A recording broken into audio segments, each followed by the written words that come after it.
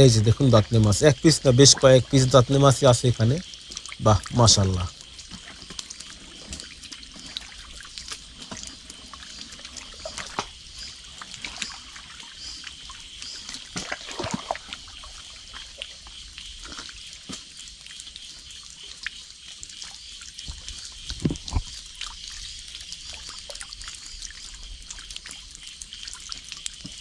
দেখুন কি দারুণ ভাবে চিংড়ি মাছগুলো লাফাইতেছে। যদিও আমরা এখান থেকে সব চিংড়ি মাছগুলোকে তুলে নিতে পারবো না, কারণ হচ্ছে এখানকার পানি পুরোপুরি শুকাইবে বলে মনে হয় না।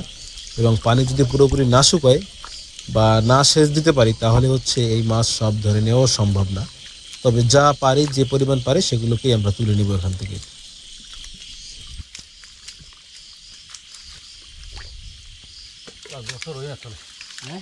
জোয়ার ওই না তাহলে